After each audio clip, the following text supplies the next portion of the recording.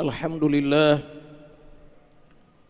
alhamdulillahilladzi bini'matihi tatimmus shalihat wa bifadlihi tatanazzalul khairat wal barakat wa bitaufiqihi tatahaqqaqul maqasid wal ghayat. Asyhadu an la ilaha illallah wahdahu la syarikalah wa asyhadu anna Muhammad abduhu wa rasuluh la nabiyya ba'dah. Allahumma salli wa sallim wa barik ala sayyidina Muhammad wa ala alihi wa sahbihil mujahidin at-tahirin. Amma ba'du. Faya ayyuhal hadirun,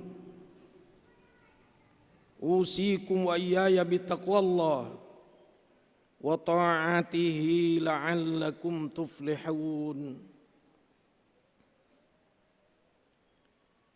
Ya ayyuhalladzina amanu ittaqullaha haqqa tuqatih wa la tamutunna illa wa antum muslimun. Wa tazawwadu fa inna khairaz zadi taqwa. Wa qala Allah ta'ala fi kitabihil aziz, a'udzu billahi minasy syaithanir rajim, bismillahirrahmanirrahim. Wa ma khalaqtul jinna wal insa illa liya'budun. Sadaqallahul azim wa sadaqar rasulul karim wa nahnu ala dzalika minasyahidin. Ma'asyiral muslimin rahimakumullah. Alhamdulillah, Jumat hari ini kita berkumpul di Masjid Al-Markaz Al-Islami.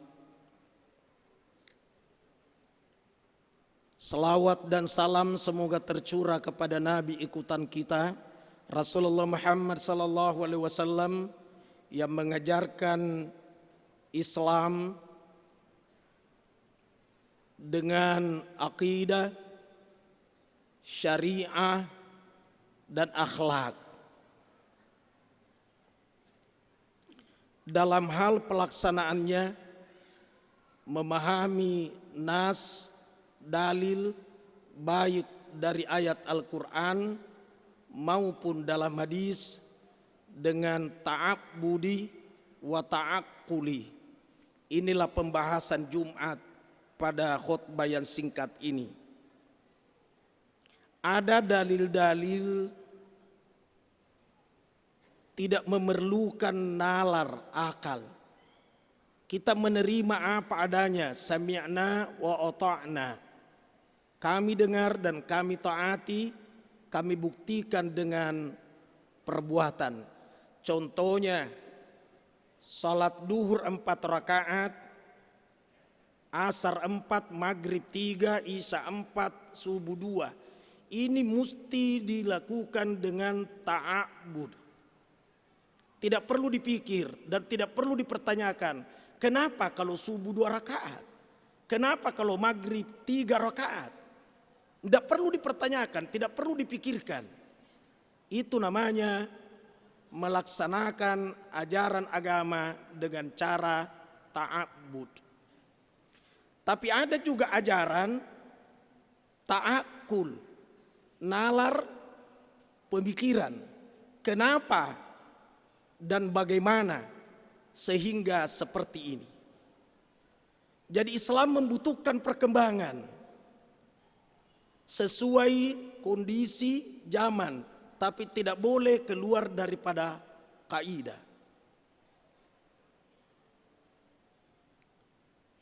Salah satu contoh, dulu kalau orang menikahi perempuan, hak mutlak suami. Suami tampil sebagai pemimpinnya, sehingga suami terkadang bersifat otoriter. Apa maunya mesti itu yang jadi. Tapi terlalu banyak akhir-akhir ini sebagai faktual realitas sepertinya lebih cenderung lebih pintar istri dibanding dengan suami. Kondisi seperti itu, apakah segala hal mesti suami tampil sebagai pemimpin? Sehingga tidak sedikit perempuan sebelum dinikahi membuat syarat-syarat tertentu. Perempuan yang suka ditinggalkan oleh suaminya, dia masukkan poin. Di saat saya dinikahi, saya tidak boleh ditinggalkan. Tidak boleh bapak ke negara lain tanpa saya ikut. Mau kita tanda tangan. Ini adalah pengembangan pemikiran, itu namanya ta'akul. Jadi mengamalkan agama ada ta'abbud dan ada ta'akul. Kemudian nas atau dalil perlu dipahami. Terkadang ada dalil sifatnya perintah, tapi sesungguhnya tidak dihukumkan wajib. Ada juga dalil larangan, tapi tidak dihukumkan haram. Ada juga dalil tidak bersifat secara universal, tapi kondisional dan lokal. Contohnya masing-masing. Ada dalil perintah, tapi tidak dihukumkan wajib. Contoh, mandi sebelum Jumatan itu perintah. Filun amr, ghassala yugassilu igsilu qoblal jumu'ah. Mandilah kalian sebelum Jumat. Mandi, pakai pakaian, pakai parfum, berangkat ke masjid. Tapi mungkin kebanyakan kita mandinya tadi pagi.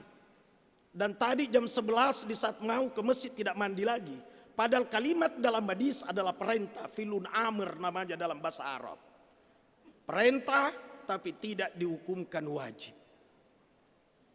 Kemudian ada larangan, tidak dihukumkan haram. Padahal larangan. Contoh, sekarang ini tinggal beberapa hari masuk Ramadan dan mungkin ini adalah Jumat terakhir di bulan Sya'ban. Idza baqiya nisfu min Sya'bana fala tasumu. Jika tinggal separuh setengah bulan Sya'ban, maka kalian jangan puasa lagi. Tuh, larangan. Tapi adakah berdosa kalau orang masih puasa? Menurut jumhur ulama tidak dosa. Tapi kalau orang masih proses pembelajaran puasa Senin Kamis, kalau lewat nisfu Sya'ban dimakruhkan hukumnya. Jadi larangan tapi tidak sampai dosa. Contoh lain lagi, nah Rasulullah sallallahu alaihi wasallam ay yashraba rajulun qa'iman, rawahu Muslim, hadis sahih. Rasulullah sallallahu alaihi wasallam melarang seseorang minum berdiri. Pertanyaannya, berdosakah orang kalau minum berdiri? Menurut para ahli muhaddisin dan mufassir, tidak berdosa. Dihukumkan makruh, artinya boleh minum berdiri, sebaiknya duduk. Sudah dua. Ada nas perintah tapi tidak wajib, ada nas larangan tapi tidak haram. Ada juga nas, ada juga dalil tidak bersifat secara universal. Tidak bersifat secara keseluruhan orang melakukan. Contohnya, su'ilan Nabi sallallahu alaihi wasallam an siyami yaumi Arafah. Ditanya Rasulullah sallallahu alaihi wasallam tentang keutamaan puasa Arafah. Faqala, berkata Rasulullah, yukaffiru sanatal madiyata, menghapus dosa 1 tahun yang lalu bagi orang yang puasa 9 Zulhijjah, hari Arafah, hari Ukuf. Tapi hadis ini menurut jumhur ulama itu dihukumkan sunat bagi orang yang tidak berada di padang Arafah Ukuf. Tapi orang yang berada Ukuf di padang Arafah tidak disunatkan. Salat wajibnya saja mestinya takmil sempurna, tidak disempurnakan tapi dijamak sekaligus diqasar. Jadi jangan terlalu kaku memahami Islam. Apatah lagi dengan polanya, apa yang dilakukan Rasul mesti kita lakukan. Tidak dilakukan Rasul jangan lakukan. Itu adalah bid'ah dhalalah. Pelan-pelan. Jadi banyak perintah tapi tidak wajib, banyak nas larangan tapi tidak haram, dan ada beberapa nas tidak bersifat universal. Sehingga pola yang dipakai atau patron untuk memahami dalil minimal 4 rumusnya. 1, hakikatul lugawiyah, hakikatul syar'iyah, bahasa alma maternya pengertian secara etimologi dan terminologi. Kemudian hakikatul urfiyah, urfiyah itu adat kebiasaan, bahasa kerennya kearifan lokal. Kemudian yang keempat polanya asbab, asbabun nuzul kalau ayat dan asbabul urud kalau hadis. Pola inilah yang 4 dipakai meneropon nas itu. Bahasanya seperti apa? Etimologi dan terminologinya. Kemudian al-uruf, kebiasaannya seperti apa? Jangan-jangan kebiasaan itu hanya di Arab, tidak berlaku di Indonesia.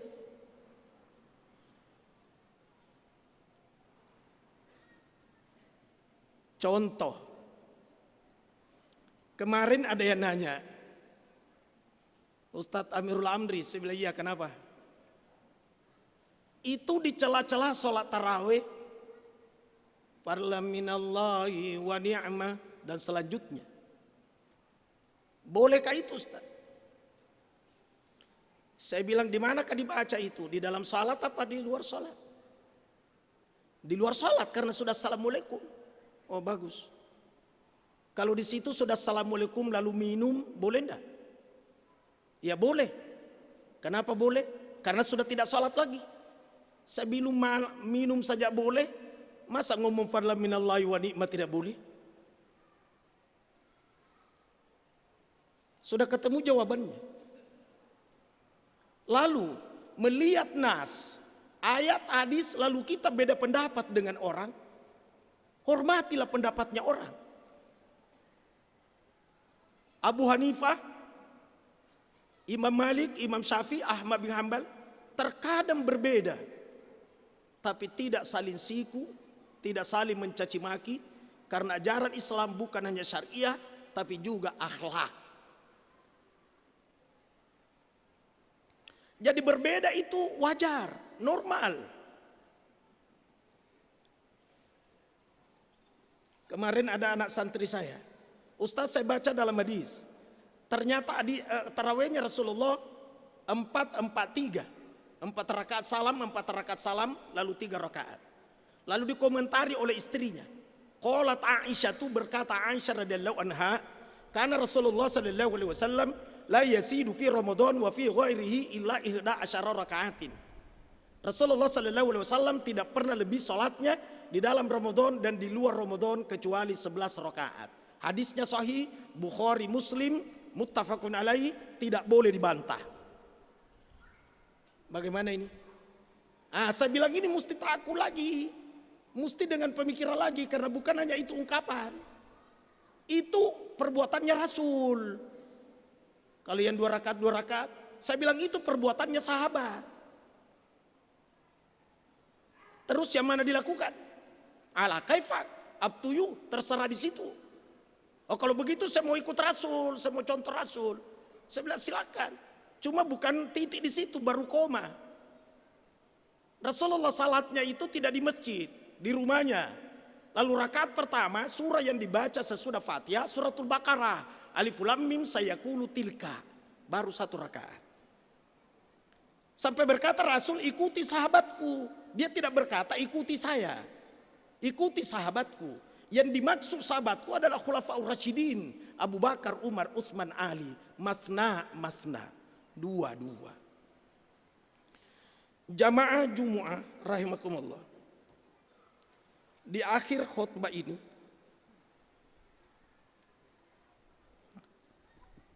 saya sampaikan untuk kita semua bahwa mari merapatkan barisan, memperkuat ukhuwah, mengamalkan ajaran Islam akidah, syariah, akhlak dengan ta'abbud dan ta'akkul. Ta'abbud menerima apa adanya tanpa ada lagi pertanyaan kenapa begini dan bagaimana sampai begini. Itu namanya ta'abbud. Tawaf 7 kali mutar, tidak usah berkata kenapa bukan 9. Tidak usah pikirkan yang begitu. Salat subuh sebelum terbit matahari, tidak usah bertanya kenapa begini, lakukan saya seperti itu, namanya ta'abbud. Tapi kalau seperti pakai jangguk, celana jingkran,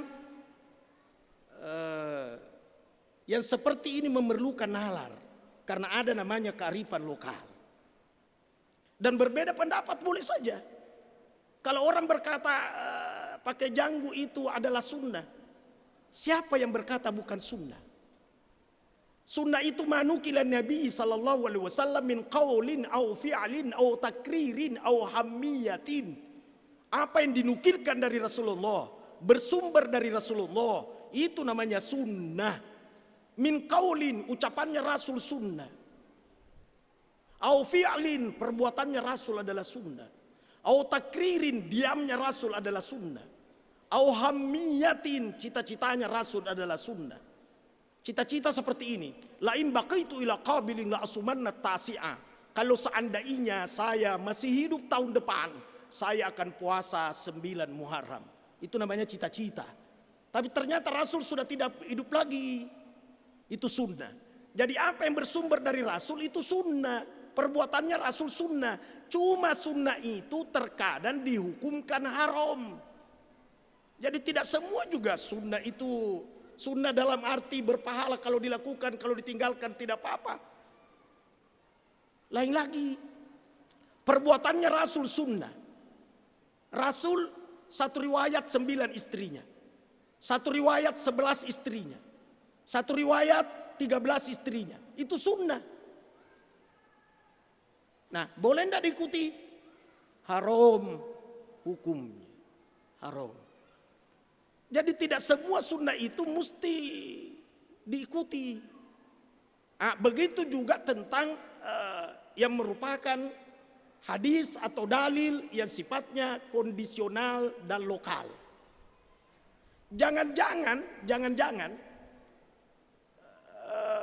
itu hadis matahta ka'baini fahuwa finnar. Apa yang berada di bawah kedua mata kaki adalah neraka. Jangan-jangan itu termasuk hal urfiyah, adat kebiasaan. Contohnya, kita di Sulawesi Selatan, apatah lagi orang Bugis, pakai kopiah seperti kopiahnya Bapak warna hitam. Jangan coba-coba kasih miring sudutnya, satu di kiri, satu di kanan. Itu membuat orang lain tersinggung. Karena adatnya, urfiahnya mesti di depan sudutnya. Tapi coba taruh di kiri, taruh di kanan. Maka orang berkata, tomatem potoye, orang sombong ini. Sehingga karena kesombongan itu, seandainya Rasul di Makassar, Sulawesi, mungkin ada hadis. Siapa yang kasih miring kopiahnya adalah neraka. Bukan persoalan kopiah, tapi kesombongan, khuyala namanya. Ini namanya tak kuliah, nalar dan pemikiran. Dan ada ulama yang mengungkapkan, mata takabbaini fahuwa finnar, apa yang berada di bawah mata kaki itu adalah neraka. Karena kebiasaan pada waktu itu, raja-raja yang dolim, yang suka menganiaya orang, kainnya itu nyerempet di tanah. Itu jadi kalau ada yang mencontoh seperti itu dianggap orang sombong, maka keluarlah ungkapan neraka. Olehnya itu, tapi kalau mau lakukan di atas mata kaki silakan, tapi yang dibawa mata kaki atau persis mata kakinya kainnya, jangan terlalu cepat kita menunjukkan tempatnya di neraka.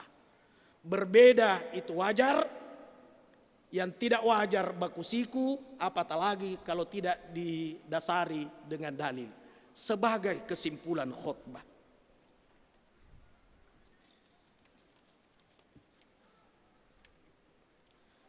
apa saja yang diajarkan untuk, apa saja yang dikerjakan untuk mendekatkan diri kepada Allah, itu ibadah namanya.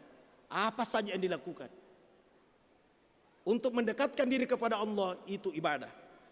Kemudian ibadah itu terbagi dua, ibadah umum dan ibadah khusus.